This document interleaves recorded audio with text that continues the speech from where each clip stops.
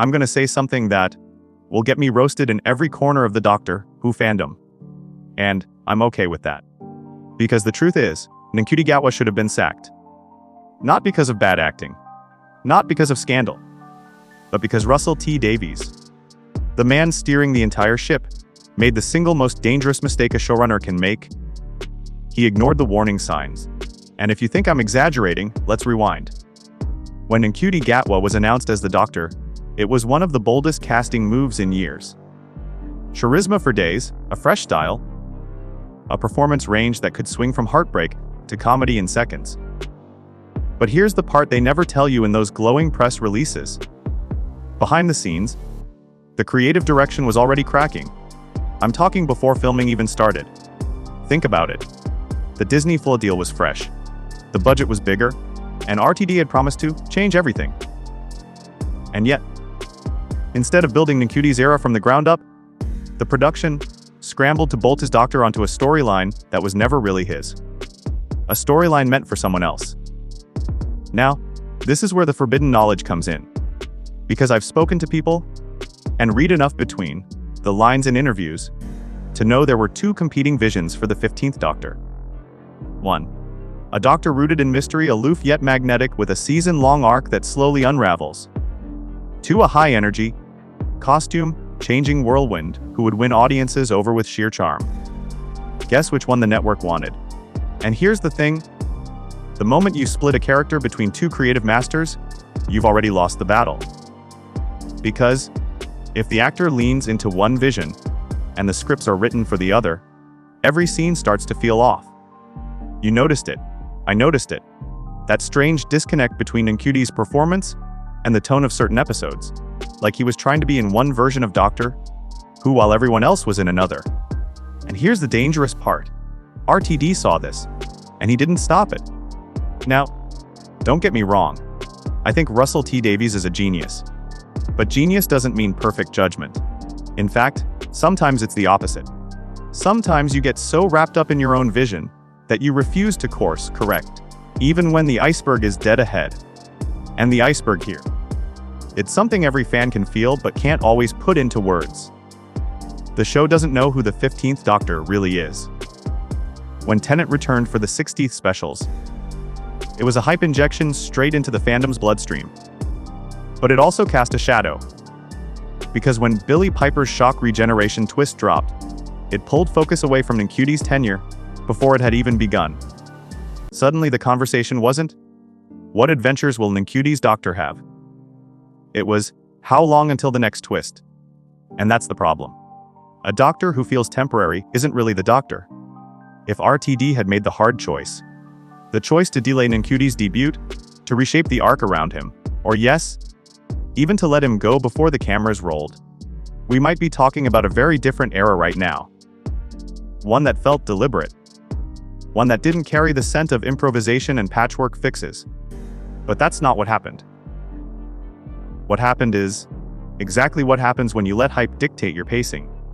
You get a Doctor who's trapped. Trapped between fan expectations, network demands, and a showrunner's conflicting visions. Now here's the part nobody wants to admit. The audience can tell. Even if they can't explain it, they feel it. And once you feel it, you can't unfeel it. So the question becomes, why did RTD keep Ncuti in the role when it was clear the foundation was unstable? Was it loyalty? Was it pressure from Disney? Or was it something else entirely? Something in the upcoming storyline that only works if Ncuti is there to deliver it. And before we go further, if you're the kind of Whovian who wants the full truth, no matter how messy or uncomfortable, this is your moment to subscribe. Because what I'm about to tell you isn't the kind of PR, polished fluff you get from press junkets. This is the stuff they hope you don't connect the dots on. Now, back to the controversy. Ncuti Gatwa's first full season should have been a soft reset. Fresh stories, a clear tone, no baggage from past seasons weighing it down. Instead, it was chained to unresolved arcs, constant tonal whiplash, and that lingering regeneration stunt that refused to go away. And whose decision was that? RTD's. Look, I'm not saying Ncuti doesn't have the talent to be one of the greats. He does. But talent without the right foundation is like a tar ice without a pilot. you're going to crash into something eventually. And here's the forbidden whisper in the corridors of fandom. The next season might not even be his. So why did RTD keep Ncuti Gatwa when, by every behind-the-scenes signal, the situation was already unstable? The official story, the one you'll get in glossy interviews, is that Russell was blown away by Ncuti's audition. And I believe that. But the official story is never the full story. Because here's the uncomfortable truth: Doctor Who, under the Disney co-production deal, isn't just a British TV show anymore. It's a brand in the global streaming marketplace. And brands don't get cast purely on creative instinct. They get cast for marketability. You think it's a coincidence that Ncuti's casting was announced in partnership with a heavy push into US promotion? That the press photos looked more like a Vanity Fair spread than a BBC drama? Still, that Disney marketing slid him straight into international campaigns before he'd filmed a single full episode? No, this wasn't just about picking an actor. It was about picking a face. Now here's where it gets messy. According to two separate production contacts, people who have worked in proximity to the writer's room, the earliest drafts of the 15th Doctor's debut scripts were built for an entirely different tone. More mysterious, more alien, a little colder even, the kind of Doctor who makes you work to earn their trust. But when Disney marketing got involved, that tone shifted. Overnight. Because in global marketing, the safest bet is always likable and high energy. Suddenly the Doctor wasn't just a character. He was a product. Bright colors, playful quips, wardrobe changes that look great in GF form, a press narrative about the most joyful, fabulous Doctor yet. Here's the catch. That's not the character Ncuti auditioned for. And this is the part that makes my blood boil.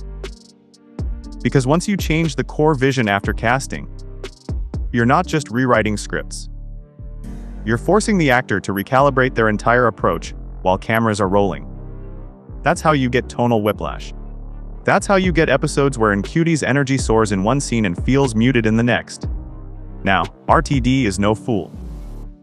He's been in the business long enough to know that once corporate marketing starts steering the ship, you either push back hard or you play along. And in this case, he played along. Why? Because the Disney deal is the biggest financial lifeline Doctor Who has ever had.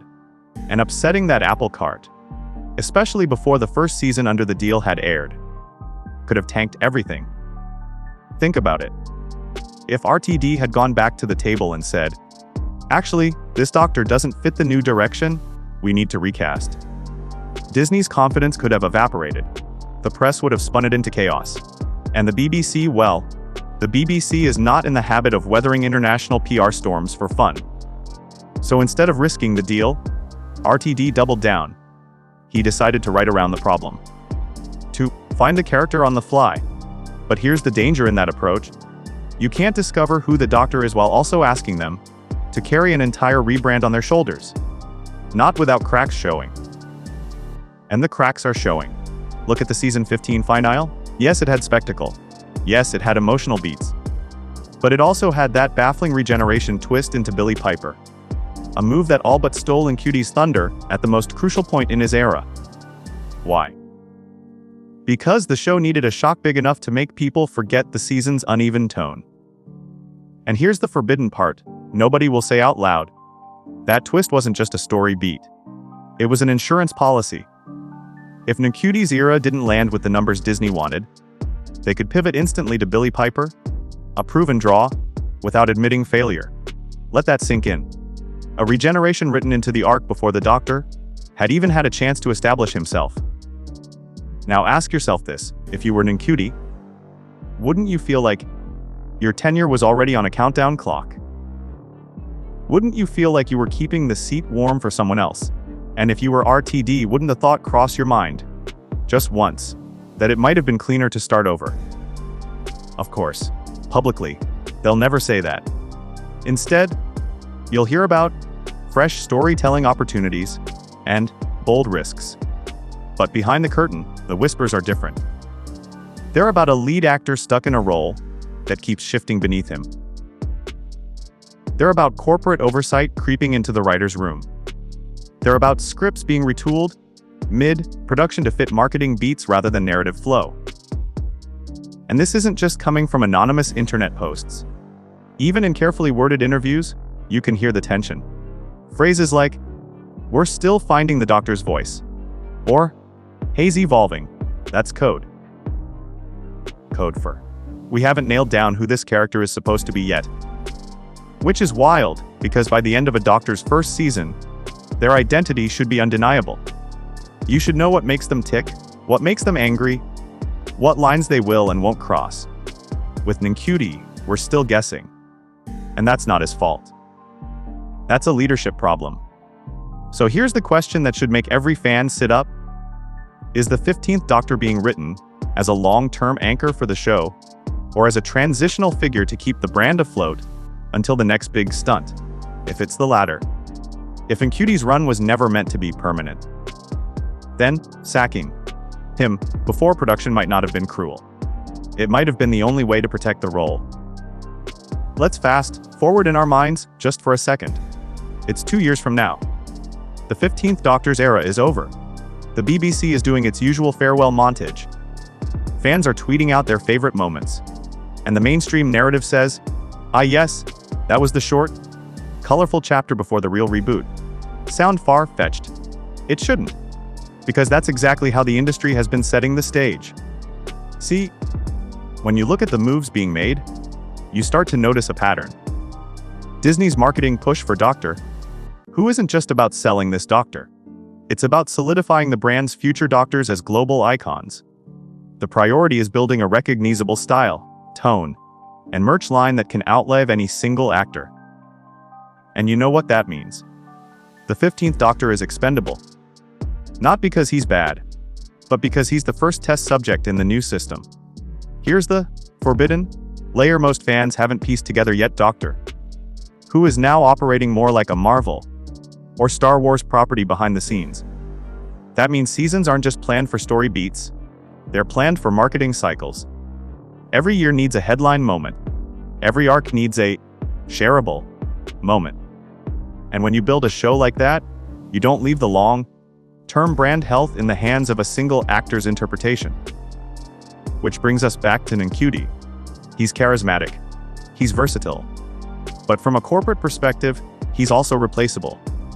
The insurance policy of Billie Piper's surprise regeneration. That's not just clever writing. That's brand safety. It's the same reason Marvel will introduce a character in one film and swap them in the next without hesitation. Keep the audience on their toes, keep the merch relevant, keep the press talking. Now, this is where RTD's choice becomes critical. If he saw the cracks forming early, if he knew the corporate machinery was already preparing an escape hatch, why keep Ncuti? Because in the short term, he's the perfect bridge Doctor, a performer who can handle tonal chaos, deliver standout moments even in patchy scripts, and keep the fandom engaged while the long-term restructuring happens behind the scenes. Think about it. Season 15 has already proven that the writing doesn't always know whether it's telling Ncuti's story or building toward the next headline moment. We've had episodes where the Doctor feels fully fleshed out, and others where he's a plot chauffier, moving the companion or the mystery forward without his own arc getting attention. And yet, Ncuti sells it. He can make even the wobbliest script feel alive for at least a few minutes. From a producer's standpoint, that's gold. From a legacy standpoint, it's dangerous. Because history will remember the character, not the actor's uphill battle to define him. When you think of the 10th Doctor, you think of David Tennant's entire emotional arc. When you think of the 12th, you think of Capaldi's growth from abrasive to warm. But the 15th, if things don't change, we'll think of him as the one between Tennant's comeback and Billie Piper's second run. And that's the tragedy here. Ncuti might be the most versatile modern Doctor we've ever had, but his era is at risk of being footnote history before it's even done. Now, let's talk about the other elephant in the room, the missing vision. RTD built his first era on a laser-focused goal: to make Doctor Who a prime-time juggernaut again. Every companion story, every finale, every recurring villain was part of that mission.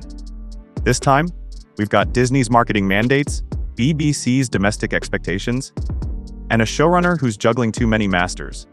And in that kind of environment, hard choices get softer. Instead of saying, "We can't make this work with Ncuti in the role," you say, "We'll make it work enough until we can pivot." Which is exactly why that shock regeneration was locked in so early. It's not there to surprise us. It's there to protect the brand's ability to survive a midstream course correction without public panic. Let me throw a hypothetical at you. What if season 16 isn't designed to fix Ncuti's doctor, but to close him? What if the plan from day one was to make him a vibrant, memorable, short-run doctor? The flashy experiment that proved Disney's strategy works, even if the character himself was never meant to be the permanent face of the show? Wouldn't that change how you view every episode you've seen so far? And here's the thing, fans will notice the shift in tone, even if they can't name it. It's that creeping sense that the Doctor isn't the center of his own show, that episodes feel like set up for something else, that the most hyped moments are about who comes next, not the person we're watching now. This isn't the first time the BBC has done it, either. Look back at Colin Baker's Sixth Doctor era, a run that was turbulent, under-supported, and ultimately cut short, leaving the actor's real potential untapped. History is repeating itself, but this time with corporate streaming power behind the wheel. So here's my final word on its RTD, should have made the call early. Not because Ncuti couldn't handle the role, he can, but because you can't give the Doctor's keys to someone if you're already planning the next driver before they've even warmed the seat. The cruel irony. If Ncuti's era ends as abruptly as I think it might, the fandom will rally behind him harder than ever.